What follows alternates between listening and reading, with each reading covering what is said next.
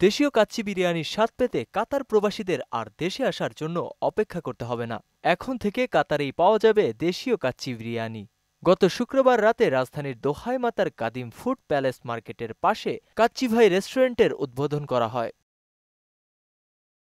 আনুষ্ঠানিকভাবে ফিতা কেটে রেস্টুরেন্টটি উদ্বোধন করেন কাতারে নিযুক্ত বাংলাদেশের রাষ্ট্রদূত মোহাম্মদ নজরুল ইসলাম। ওয়ালটন ফ্রিজ কিনে অনেকের মতো আপনিও হয়ে যেতে পারেন মিলেনিয়াল, সেরা পণ্যের সেরা অফার। কাচ্চি ভাই রেস্টুরেন্টের স্বত্বাধিকারী নিয়াজ কবির চৌধুরী বাবুল ও রিয়াজ কবির চৌধুরী সোহেল। রাষ্ট্রদূত তার প্রতিক্রিয়ায় জানায়, কাচ্চি ভাই রেস্টুরেন্টের সাফল্য মানেই কাতারের রন্ধনশিল্পে বাংলাদেশের সাফল্য। এই ধরনের প্রতিষ্ঠান কাতারে আরও দেখতে চান তিনি। এই রেস্টুরেন্টের সাফল্য মানে হলো কাতারের বুকে বাংলাদেশের রন্ধন শিল্পের সাফল্য। তো আমি ইনশাআল্লাহ আশা করছি যে এই রেস্টুরেন্ট যেরকম অন্যান্য রেস্টুরেন্টগুলি দেখেছি তারা যেভাবে সফলতা লাভ করেছে, এই রেস্টুরেন্টও ঠিক একইভাবে সফলতা লাভ করবে। প্রবাসী বাংলাদেশি ভোজন রসিকদের কথা চিন্তা করে কাতারে কাচ্চি ভাই রেস্টুরেন্টটি যাত্রা শুরু করেছে, জানালেন এর উদ্যোক্তারা।